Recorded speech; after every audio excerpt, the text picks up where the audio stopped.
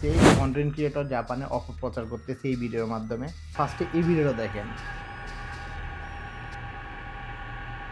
জাপানিজরা মনে করে যে আমরা জাপানে সেটেল হওয়ার জন্য বা জাপানি মেয়ে বিয়ে করার জন্য আমরা আমাদের ধর্ম পর্যন্ত চেঞ্জ করে ফেলবো।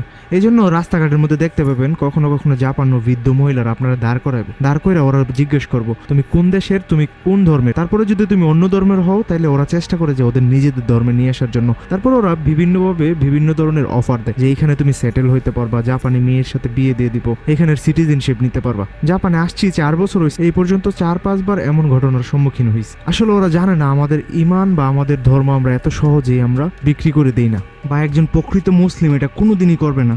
জাপানিজরা মনে করে জাপানিদের নিয়ে আপনাদের সাথে আরেকটা জিনিস শেয়ার করব। এই ভিডিওটা গতকাল আমার কাছে আসছিল, দেখতেছি এখানে অনেকেই ব্যাড কমেন্ট করতেছে, আবার অনেকেই এগ্রি করতেছে, আবার অনেকে দেখতেছে যে এটাকে রিপোস্ট করতেছে নিজের আইডি থেকে। আমি এই বিষয়টাকে একটু সংক্ষেপে বলি। জাপানে আসার পর আমি যে এরিয়াতে থাকতাম ওই এরিয়াতে প্রথম হয়েছিল কি, একদিন এরকম বাসা নক করতেছিল এক জাপানে। আসি ফার্স্টে ওই যে আমার সাথে কনভারসেশন করতেছে, হাই হ্যালো ইটস ওকে, একজন না দুইজন। তো দেন তাদের হাতে একটা কাগজ আছে, সরি আমার কাছে এটা ছবি তোলা ছিল অনেক আগে, এখন ডিলিট হয়ে গেছে মেবি, নাই। তো কাগজটা আছে। তো দেন তারা তাদের কনভারসেশন শুরু করছে। তখন তো মোটামুটি জাপানিজ N4 লেভেল বুঝতাম তারা কি বলতেছে। তো তারপর হয়েছে কি, বিষয়টা পরে বুঝে ফেলছে যে তারা কি অফার করতেছে। ওটা ছিল আমাদের নিহঙ্গো করে একটা আপনার হোস্টেল আর কি। তো যার কারণে ওখানে আপনার সব বাঙালিরা থাকতো অথবা ফরেনার থাকতো।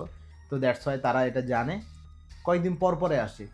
ভাই লিটারেলি আমাদের স্কুলের যে প্রিন্সিপাল ছিল তার মাধ্যমে ওই লোকগুলোর সাথে কথা বলিয়ে মানে ওইদেরকে এখানে আসা স্টপ করছি। ভাই তারা মাসের মধ্যে একবার দুবার আসতোই। ওই যে এই ভিডিওতে যা বলছিল যে ওই যে ওরা অফার করতেছে দেন ধর্মান্তরিতর ব্যাপারটা, এটা ভাই 100% শিওর আমার সাথে হচ্ছে অহরহ। হয়তো আপনার সাথে হয় নাই, হয়তো আপনার সাথে হবে, হয়তো আপনার সাথে হয়েছিল এবং আপনি এই জিনিসটাকে অ্যাকসেপ্ট করছেন। আবার আমরা অনেক বন্ধুরা কি বলতেছে জানেন, ওরা বলতেছে আরে ধুর ওদের কথা মানি না, আমি আমার ধর্মে আছি, এটাতে আমার অন্তরে বিশ্বাস, আমি ওদের টাকা টুকা খাই, চলে আসুন। আমি কে ভাই তুই যে মুখে বলতেছো যে এটাও তোর গুনাহ হইতেছে।